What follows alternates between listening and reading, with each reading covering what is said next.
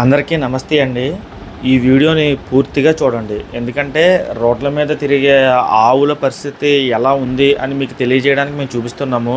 మీరేమో చాలామంది వాహనదారులు గుద్ది వెళ్ళిపోతూ ఉంటారు. కొంతమంది అయితే పట్టించుకుంటారు, కొంతమంది పట్టించుకోరు.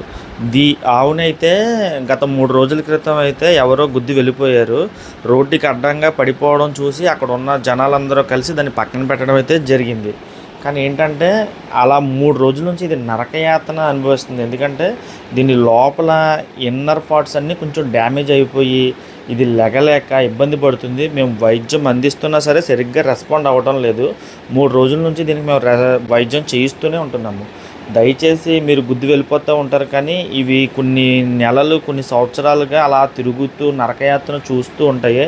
ఆ ఇబ్బంది కలగనివ్వకుండా వాహనదారులు ఏం చేస్తారంటే కొంచెం రోడ్ల మీద ఉన్న మూగజీవాలని ఆవులు కానీ ఆంబోతులు కానీ చూసుకొని మీ వాహనాలు నడపమని చెప్పి మేము విజ్ఞప్తి చేస్తున్నాము.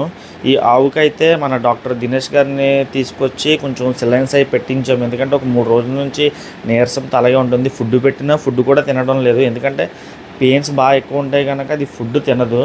దయచేసి ఏం చేస్తారంటే రోడ్ల మీద ఉన్న మూగజీవాలని మన పశ్చిమ గోదావరి జిల్లా కలెక్టర్ గారు పట్టించుకొని వీటన్నిటిని ఒక సురక్షితమైన ప్రదేశాల్లో పెడితే ఇలా ఇబ్బంది పడవు.